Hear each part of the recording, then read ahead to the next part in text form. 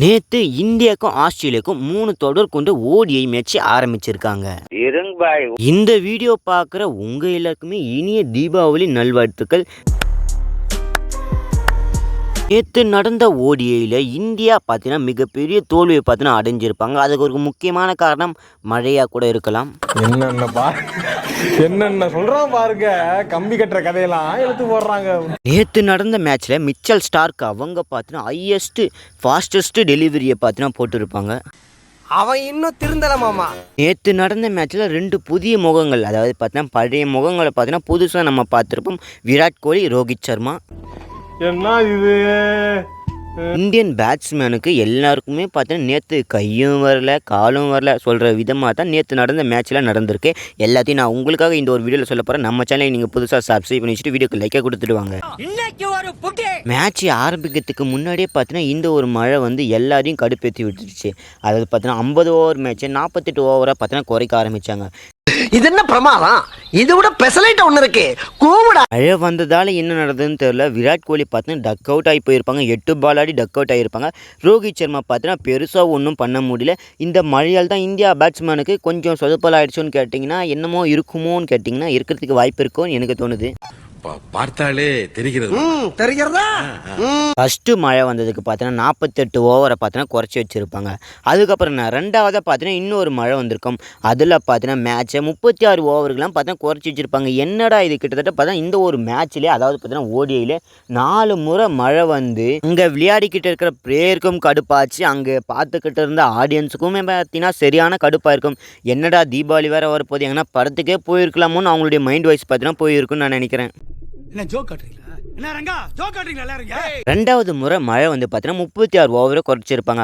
Again பார்த்தீங்கன்னா மூணாவதாக இன்னொரு மழை வந்தது. ஸோ இந்தியன் பேட்ஸ்மேன் எல்லாம் பார்த்தீங்கன்னா தடுமாறி விளையாடிக்கிட்டு இருக்க சொல்ல பார்த்தீங்கன்னா மூணாவது மழை வந்தது. இப்போ பார்த்தீங்கன்னா 32 ஓவராக பார்த்தீங்கன்னா குறைக்க ஆரம்பித்தாங்க. கிட்டத்தட்ட பார்த்தீங்கன்னா 36 ஓவரில் இருந்தது 32 ஓவருக்கும் பார்த்தீங்கன்னா குறைக்க ஆரம்பித்தாங்க.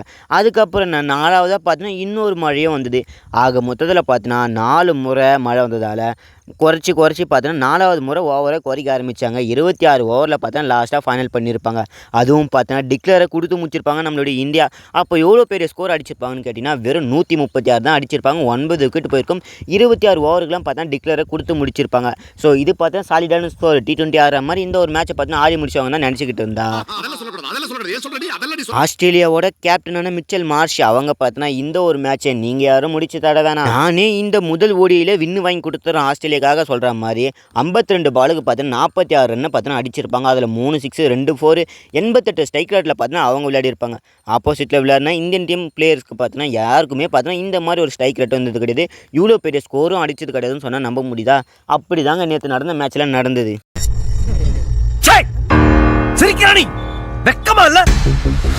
சரி, 136 தான் ஈஸியான டார்கெட் தான், ஆஸ்திரேலியா அடிச்சிருவாங்கன்னு நினச்சிக்கிட்டு இருந்தால் சாலிடாக பார்த்தீங்கன்னா இந்த ஒரு மேட்ச்சை பார்த்தீங்கன்னா அவங்க ஜெயிச்சிருப்பாங்க. அதுவும் டிக்ளேர் முறையில் பார்த்தீங்கன்னா ஜெயிச்சிருப்பாங்க.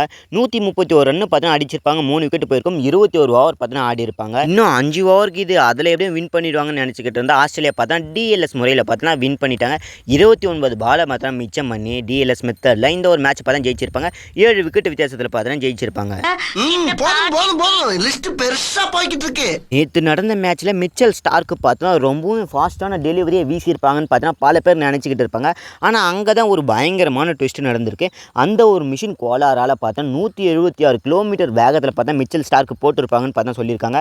ஆனால் அது பார்த்தா டோட்டலி கொஞ்சம் சேஞ்ச் ஆகிருக்கு. அதாவது பார்த்தீங்கன்னா அதோட ஸ்பீடு எவ்வளோன்னு கேட்டிங்கன்னா 140 இந்த ஒரு வேகத்தில் தான் அவங்க பார்த்தா வீசியிருக்காங்க.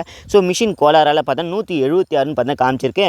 அங்கே இருக்கிற ஆடியன்ஸுக்கும் சரி, அங்கே இருக்கிற அவர் ஸ்டார்க்கே பார்த்தீங்கன்னா கொஞ்சம் யோசிக்கிற அளவுக்கு பார்த்தீங்கன்னா இந்த ஒரு பாலை வீசிட்டாரோ அந்த மாதிரி நினச்சிக்கிட்டு இருப்பார். ஏன்னா அந்த அளவில் மிஷினை பார்த்தீங்கன்னா கோளாறு பண்ணி அங்கே இருக்கிற பேட்ஸ்மேன் எல்லாரையும் பார்த்தீங்கன்னா குழப்பிட்டு ரோஹித் சர்மா பார்த்தீங்கன்னா ஒரு மாதிரி ஷாக்காக பார்த்துக்கிட்டு இருப்பார் அந்த ஒரு பாலை பார்த்து. அன்னைக்கு நான் இவர் முகத்தில் ஒரு தேஜஸை பார்த்தேன்.